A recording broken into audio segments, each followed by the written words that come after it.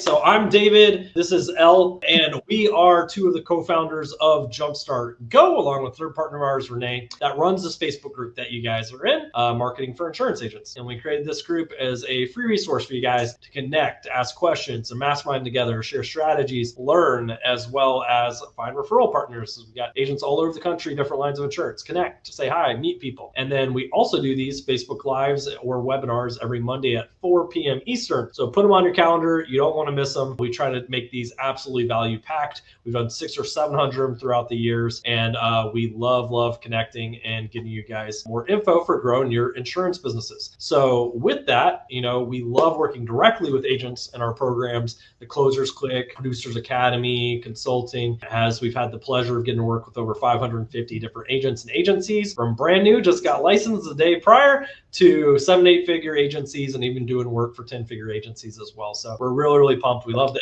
insurance industry. We have an insurance agency ourselves off to the side, life insurance side, and we're glad to have you guys here. So we got a lot of stuff to talk about, and I don't think there's any more new announcements other than put it on your calendar for 4 p.m. Eastern and be ready to take your notes and pen and paper out and dive in with us. So with that, we're going to go ahead and hop into everything. So as we're hopping in, guys, we know there's new people all the time, and we want to make sure we get them welcomed. We make sure we get them resources and tools and trainings that are going to be valuable. And we got a full team to help support and get you whatever you need as well in part of the group. So let's rock and roll for what you guys are here for tonight, what we're going to be covering. So let me tee this thing up for you guys of what we're going to be talking about tonight. Why are we here? Why are we diving in on this? So a little background. I know we covered just a little bit, but like I said, Elle and I are here with Jumpstart Go, and we help insurance agents double their production, fire their lead vendors, and ditch smiling and dialing forever through organic marketing strategies. So we founded Jumpstart Go in 2018. Marketing for Insurance Agents is now over 32,000 insurance agents across the country, consulted for hundreds, over 500 plus agents and agencies, generated over 3.5 million from social media, and we teach our clients to grow through organic strategies. With tonight, what we're going to dive into is we're going to talk about how to use Facebook groups to start generating leads and referrals from your insurance business. So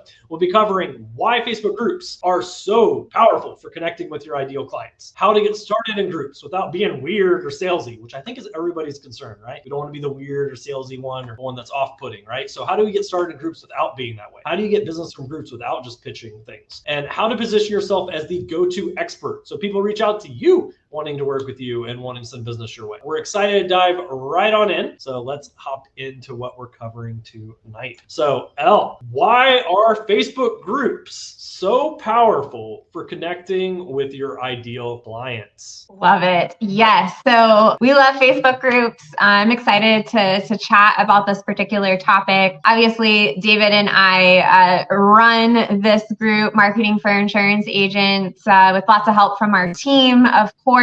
And there's over 32,000 members inside of this group. And, we love it, but we also love being in other groups as well and teaching our clients. Some of our clients have successfully launch their own groups, run their own groups. We love helping and supporting them with that aspect of their marketing. But we can tell you from firsthand experience, it's not a small amount of work to get a Facebook group up and running, but then also maintaining it and sustaining it over time. So for a lot of people that are maybe a little bit newer into the social media marketing space, we like teaching how to get into other groups and to start providing value. We teach a value first approach into Facebook groups, and we'll get more into what that means, but that's in that category of how you come across as not being salesy or weird inside of groups. It all comes back to being value focused. But one of the reasons why we love Facebook groups so much is because they're very targeted, right? So there's so many groups. There are groups for all kinds of different things, for parents, for grandparents, for all kinds of different hobbies or careers or life stages. There is literally a group out there for everything. And what is cool about them is that people can self-select to join groups based off of a common set of shared values or life stage or interest, something that they have in common. So what is super helpful for us as business owners is to be able to join groups of our ideal target audience. When we know who our target audience is, we know what life stage they're in, we know if they've got kids, we know if they're married, we know if they've got business owners, we know what neighborhoods they live in. When we know that about our target audience, it makes it very easy for us to then join groups that they are likely a part of and already spending time in. And David, I would love for you to share, because you are very skilled at this and you've done an amazing job as far as not just our Facebook group and Marketing for Insurance Agents group, but also adding value, becoming known inside of other groups, even outside of our own. So I would love for you to share about like why you think it's so powerful and helpful to be a part of groups and why this is an effective part of a social media marketing strategy. So I think, like we mentioned often, like we're not reinventing the wheel, right? Like if we go back to look at things that have been effective in not only the insurance industry, but just really industries in general of building business pre-internet, it was getting connected, building relationships, being the authority, the go-to person, the one that did an amazing job that everybody sent the business to. And that's how you really, really grew and expanded, right? And you might do some marketing in those areas too. But in general, like a lot of it came through those relationships you developed and built over time.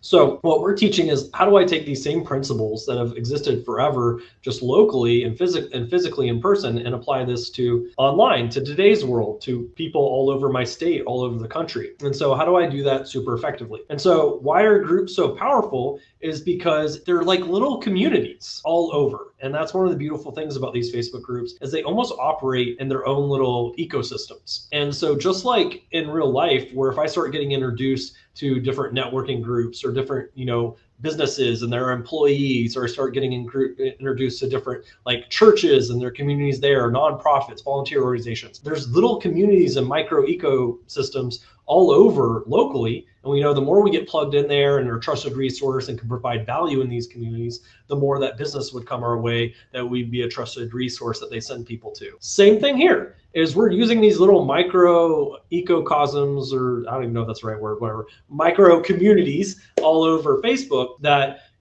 people get very close within these communities. They get a lot of value. They visit these communities frequently, whether it's something for their local neighborhood or local city and what's going on there, whether it's a professional group for, contractors within the city where they discuss changes or what's going on, or for people that have a certain passion or hobby. They operate as these little communities, and we're able to get in and make connections, provide value, and be a part of these communities. And that's where we get to further establish ourselves. People that didn't know who we were, didn't know anything about us, didn't know like how we could help or that we even existed before we get in these communities. And we're able to use those to build these new relationships, and people come to us just like we would in real life. So hopefully that makes sense. Hey, there's a whole bunch of little communities, and communities of exact people I want to go talk to or reach out to or be referral partners for me that already exist out there. And I can go in and talk to them. I can go in and meet them. Yes, I love it. So I love that, there's first just so much opportunity as far as just the sheer number of groups that are out there. And Facebook specifically is like very much promoting groups. They invest a lot of resources into developing groups and really creating these communities. It's one of the things that makes the platform actually different than a lot of the other social media platforms out there. There's not another platform that does groups as well as Facebook does groups. So I love that. And I love that approach of just thinking about it as what you would as far as like a local networking community, or, something that you would be plugged into and part of your city. Facebook groups are very similar. And in the same way, we can just be much more leveraged with them because we can ultimately connect with more people through social media than we would ever be able to do in person. One of the other things that I love about building groups or being a part of groups is that you can actually build your audience from groups as well. So when we're building that audience, there's the members list, right? Once we're in a group, now we can have access to see who else is a part of the group, and we can start sending those people friend requests, and we can actually start building our audience. And if we're thinking, we talk about this a lot, building your audience strategically, not the spray and pray approach where we're just sending out requests to a bunch of random people that we have no idea if we can do business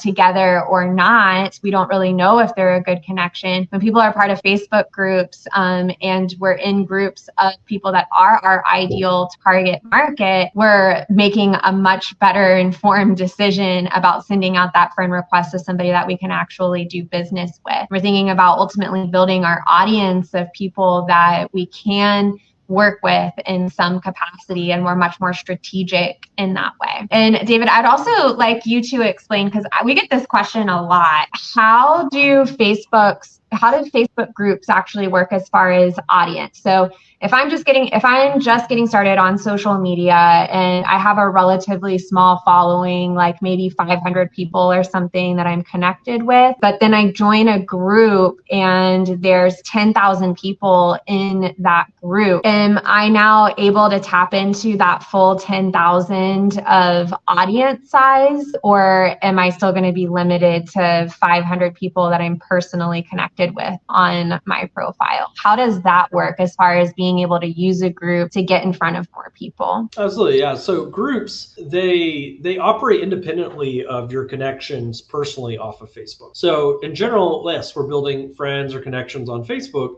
And generally when we post on our profile, the majority of who that goes to is our own audience of who are our connections and friends on Facebook, for example. And even then, it only goes out to a portion of those connections when we post. And, for a lot of people, that's all the only place they're interacting on social. That's their audience. That's the only people that are seeing their stuff, who they're getting in front of, which is great if I'm just using it personally, just for some friends and family and to kind of keep up with them and stuff like that. If I'm using it as a business tool, well, that doesn't do me much good. I want to grow my audience, and I want more of my strategic referral partners, target audience, and referrals coming, centers of influence that I'm connecting with. I'm building that through personal, which takes a little bit of time, but I can grow that. But I want to get outside of just my connections. I want to get into larger audiences of my target avatar, my strategic referral partner center influence. So that's where I can leverage Facebook groups. And I can get in these groups, and now I have the ability to connect and get in front of, whether it's a post, comments in front of people all within this group. So I can expand my audience, infinitely with these groups without necessarily having to be friends or directly connected with them with my profile. And also beyond that, there's like certain things where we can leverage, because the next question we get is, okay, so there's groups, lots of people, how do I not pitch them, how to get connected? And we're going to talk about in a second on how not to be salesy and how to actually leverage these. But Facebook also has stuff like affinity, which means Facebook's looking to see, are there some sort of potential connections between people, or maybe they would want to be connected, to where Facebook, if it sees me interacting with someone within a group, for example, whether we're commenting back and forth, or they comment on a post I did in there, Facebook starts to see affinity, which means, hey, let's start showing some of David's content from his personal profile as he posted on the newsfeed of that other person. They probably might want to see that, or maybe they even want to be friends. And so affinity allows us to even get some of what we do and how we help people from our personal profile in front of them without it even going through the group or even look like they were approaching them about it. So there's all kinds of really strategic ways to provide value, build the relationships, as well as them know what you do through there. And Facebook groups allows you to tap into a much larger audience. Love it. So if I post something in a group of 10,000 people, but I've got 500 friends, are all 10,000 of the group members going to see what I post inside of that group? So, whether all 10,000 see that particular post, kind of depends on who's logging in, who's checking stuff out, and how much different posts show up or whatever. But yes, if any of those 10,000 went to the group, they could see your post right there. And it's going to show up in a lot of their news feeds of who follows that group, and especially the people that are very active within that group. It's potentially going to show up on their news feeds and stuff as well. So you've tapped into a much larger audience than even your direct connections through putting something in that group. And also, as you guys know, once you put in the group, anybody who's in that group that comes and looks at that group would see that post as well. So once again, this is how we get into much larger audiences that we can even build with just a personal profile on Facebook. And what you're saying, when we build that affinity between ourselves and other group members, then our posts are going to be much more likely to be seen by other people inside of the group when we have that affinity with other members. So we're showing to Facebook that we're interacting with other people in the group, and that's more going to be on in the engagement side, where they're seeing comments and likes and that type of engagement. And that's how we can get our content seen by more people, even without being limited to the number of friends that we're connected with using groups. Yeah, absolutely. I mean, especially the more we're active, the more engagement our stuff gets, the more affinity we have, the more that we're going to show up to those group members, which if it's your target audience or strategic referral partners is perfect. Love it. Awesome. So David, how can I start interacting in a group without being salesy? I don't want people to think that I'm weird or coming across being pushy. I don't want to get booted out of the groups. How can I let people know what I do without being pushy or coming across as that salesy insurance person? So in general, once again, we're not reinventing the wheel. So I feel like a lot of people who ask this or concerned with this are not the people that would do that essentially, right? So like, if we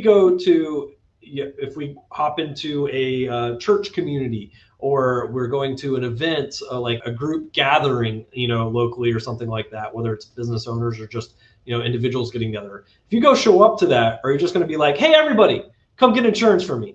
Hey everybody, I can help you save on your insurance. Come buy insurance from me.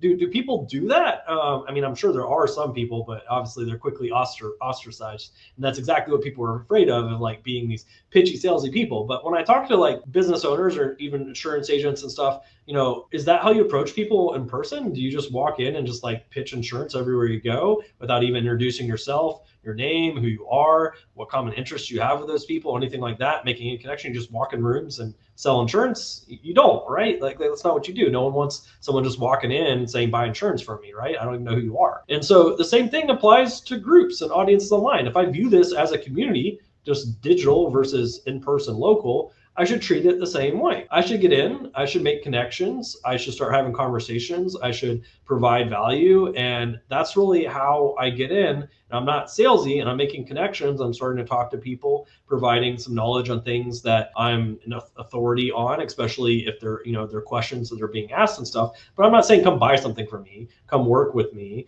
anything like that. I'm making connections and relationships and starting to establish those. And if I want to talk deeper with someone about something, hey, cool, let's I'm going to shoot you a message in Messenger. Let me shoot you a friend request. Hey, let's set up a time to talk or whatever. I think we both kind of work with similar audiences. We should connect. Or, hey, I want to kind of just mastermind some strategies, some marketing type stuff I want to talk about, bounce off you or whatever. Cool. I can set up meetings and appointments and stuff outside of that to go deeper into that, but I'm not talking about that directly in the group of like, come get insurance. And I think that's where agents, especially with social, I think it almost encourages them to be lazy in some ways of like, hey, I just want to slap a post, come get insurance from me, and get people getting quotes and buying insurance from me. And I'm like, well, tell me how that works locally as well. Where do you just slap up, come get insurance from me, and people come flooding in? Because everybody would be doing that, right? And so that's not how it works. And so same thing with social. I think a lot of people view it as like, hey, this is just a way to get a bunch more eyes on me. So if I get in a group, let me just post, come get insurance from me, and a bunch of people see it, and maybe someone comes and buys insurance, which is the wrong way to think about it, because you probably burned the group, got kicked out of the group, and now you lost opportunity to form any relationships with that community. So I don't know, does that make sense? Are people connecting with that? Like, I think that makes a lot of sense, David. I think that you really hit the nail on the head there of like, people think, oh, I'm getting in a group. There's access to more people and more audience. Let me just post this same content, come get a quote from me, or ask me about a review of coverage, and then it's still crickets, even though the audience is much bigger, of that they haven't really done something to create that value or what we call reciprocity in the community. And we've done some trainings on this as far as goodwill marketing, creating reciprocity, and having a really solid foundation and backbone to your marketing is all about creating that goodwill. And that's essentially what you're doing here. So David, if I'm in a group for parents that are getting their kids ready to go off to college, or they're like preparing their high school kids to go to college. Let's say that's the group that I'm in. That's my target market. Maybe I work with families. And so how do I start providing value in a group like that? Yeah, so I mean, it depends like on what level do we relate with them and can we connect to them? Do we have kids of our own? Are our kids also college, or we're already setting up to plan for college, as we know it's going to be a significant investment that keeps getting more and more expensive. Like, those are those things we can relate to even if we don't have kids, or ever just knowing, hey, like we have family members that that are really important to us, and their futures are important to us, that we want to ensure the best for their futures and stuff. There's at some point we have common ground that we can come together on, and so those are some of the topics we can end up talking about. Even if I don't have kids, I can stir up engagement within a group, like wherever, like, hey, it seems like cost of colleges keep going up nowadays. What's the average cost a semester right now, or stuff, and get all these parents commenting, oh my gosh, you wouldn't believe what it is now, what blah blah blah, what it is now, and like, I'm already dreading my next 4 kids as they get ready for college or ever and stuff. And it's like, hey, totally makes sense. Like, what are some things that you can do to help prepare? Like, I'm always looking for advice and stuff there, like, and that's where we can start getting conversations around, hey, maybe there's different ways of using insurance as part of that, in addition to some of the tax advantage plans and stuff out there. Or maybe just talking finances in general, or like, hey, at what point do my kids get off my health insurance and need to go get their own, or whatever, comments like that. These are all topics that we can stir up naturally and talk about and stuff there, without being like, hey, I find buying life insurance important for kids, come get one for me, whatever. That's not obviously how we approach it. And so, like we said, you want to be a human. You want to show up as someone that relates, that, wait, what? It comes back to like standard marketing, like strategies. Like, I need to know my audience. I need to know their pain points, and I need to be able to communicate about those pain points and potential solutions and stuff there as well. But if I don't know the audience, I can't relate with them, I'm not building any sort of rapport, trust, and I'm not meeting them kind of where they're at, then how am I going to have these conversations and help them? So at the end of the day, that's where we get the chance to have these conversations, talk about these things, and build these relationships. And yeah, we can drop some tips, we can drop some advice, we can provide some value. But the thing is, we're just not popping out of the woodworks and being like, hey, what's great for college? Getting an IUL and putting money into it so that your kids can like have money in college. So come buy one from forever. Like, that's not what we're doing. Now we can start conversations that lead to that, essentially, where like, hey, I've got some, I've got some questions about something like that. Seems like there's some better solutions out there than like the standard, tax advantage plans for saving for college. Like, let me shoot you a message. And now you got people reaching out to you, want to talk about these things, but you're not pitching them, or potentially getting kicked out of the group. So does that make sense? I love it. And I love what you said there as far as like asking a question. And it could be a question that maybe we already know the answer to, but we're getting responses. Like, I love that. Like, what is the average cost for a semester of tuition? Like, that's a fantastic question to ask in a Facebook group that you're likely going to get a lot of different responses, a lot of varied responses on. I love things that are, conversation starters, like type questions that could also be like, especially if you're in a group with parents that have kids that are kind of getting ready to go off to college. Like, I think a question like, well, asking the group, question for the group, what's your opinion of your kids taking a gap year? Like, that's something that creates dialogue and conversation. And it also goes back to that point that we talked about previously, was that idea of affinity. So, and the idea of if you are creating a post and you have people that are engaging on it, and now you're engaging back and forth with them in comments, like, and you send them a friend request and you're connected with them on social media, your content is going to be much more likely to now show up in their feed. So even if you had a conversation all these conversations that are happening inside of a group that's not even directly related to insurance. It's just conversation about college and, maybe like the finances around that, or, how parents are talking to their kids about college. Are their kids taking a gap year? Are they maybe having conversations about schools that are like a more vocational type school? All of this is great discussion for a group that you can go back and forth in the comments, but make sure that you're sending those friend requests. And when you do, the content that you're then posting on your personal profile, even outside of the group, is now going to start showing up to them. So groups are a fantastic way to really just start building your audience, building connections, and creating that affinity between your profile and their profile. So love that, David. Okay, David. So this is the $1 million question. So we've talked about why groups are powerful, that we should definitely be using them for our social media strategy. We've talked about the how to not be salesy, how to provide value, to genuinely get into conversation, build community using groups. But how do we actually position ourselves as that expert and get people now reaching out to us about insurance? Because that's why we're doing this whole thing to begin with. How do we do that? So I think one of the things there is we always want to, it's not even what we're saying, but how we're saying or how we're approaching it, right? Like if we're approaching it in a way of which to provide value, to answer some questions, to provide some insights and tips, all from an educational consultative approach, then it's received differently than if it's just hey, I'm an expert on insurance. Come talk to me about insurance, right? That's where it's okay, this person wants me to come, because they want me to buy something from them, which if they have the need and they see the value, cool, that's great. But in reality, a lot of people that they're not, who is this person? And they're just trying to pitch me something. So with that, I want to post content that's helpful, that's interesting for that particular audience, right? So, I want to make sure it somehow relates to the audience I'm talking to. If I'm in a pickleball group and I'm hey guys, IULs are great, here's all the details about IULs, there's a disconnect there. What is this group about pickleball? Why are you talking about IULs, right? And so I got to relate it to the group and what would be helpful or valuable to that group. And so that's where I'm, posting tips. Maybe I put together a guide or something that would be really valuable for them. And hey, put this together, who wants a copy or that, I can send it over to you. Or talking about hey, here's 3 tips I found that, really help parents save as they have kids approaching, college.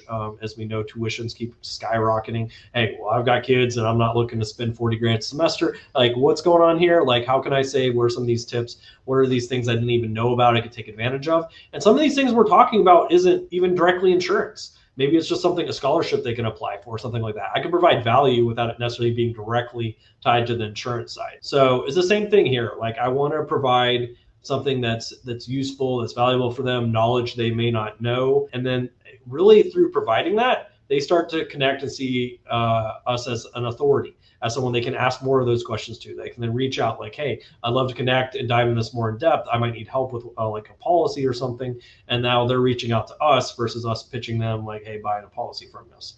So if that makes sense, let me know. But ultimately, I want to provide that value. We all know things based on the areas we focus on insurance, why those are important, what the uses of those are. And cool, well, how can I communicate that and make that valuable information to the people that I'm connecting with in these groups? That's more tailored to what exactly the group even about. And then I'm just going to tailor it to that audience. Elle, what do you got? Yes, I love what you said too, as far as posting about things that, the audience likely doesn't know about. So again, we're kind of coming from that. I think this is really where that subject matter expert piece comes in, is where you really start to educate your audience, and where you can really provide value in such a way of helping them understand ways that, they either need insurance, things that they should consider. Maybe they didn't realize that, there's insurance products out there that can help them pay for their kids' college. People may have no idea that they can actually do that. And wow, what an amazing service you could provide to even start educating your audience and start filling in with that education of what is even possible. Again, kind of going back to, those families with kids, of what they can do for their children, how they can set their kids up for having success financially in the future and really giving their kids a head start. So I think that is one of the key aspects here of like when we're getting into groups, we kind of like, just like David said, as far as if we just think about this of how we would approach like in-person networking or building relationship in real life, that we're always starting with that common ground. We're starting with rapport. We're starting with, the areas that we can connect on, whether that's, hey, we both have an interest in pickleball, or hey, we both have kids that are getting ready for college, whatever that common thread is, which, you have inside of the Facebook group, and really using that to get to know people and kind of break the ice and let people kind of know who you are inside of these groups. And then from there, we again take a value first approach of starting to maybe educate, shift belief, and start to put content together that's valuable on the educational side. And that when you do that combination of things, of building the rapport and the reciprocity, creating conversations, and also creating content on the educational side, all of these things really work together to position you not only as that subject matter expert, but also somebody that people want to reach out to, that when you're creating content where people feel like they can relate to you, where they feel like they understand you, that's when the inbound messages start. Because if your content is so over their head or not relatable, then it might be like, okay, well, this is valuable information, but I don't feel super comfortable reaching out to you. And that's ultimately what we're looking to create here, and how Facebook groups can really help you supercharge that, because you are not only part of a community of a targeted audience, but you're also potentially getting access into a much larger audience than what you might currently have on your friends list. So you're not limited by your friends list. So many good things. Once again, like just re-highlighting that taking action. Like if we're gonna sit here and learn, we need to go do the thing. So something you can do today and start thinking through, who is my target audience? Who is my target referral partners? Cool, let me go join some Facebook groups that are either in my local area or focused around that target audience, or my strategic referral partners, so I can start hopping in these groups and start being a part of them, at least being in these groups. And then I can think of, how am I going to go provide some value in these groups, start interacting with people in these groups. So go join some groups today as part of your action items, and then I'd put down to join probably 3 groups and go hop into those guys.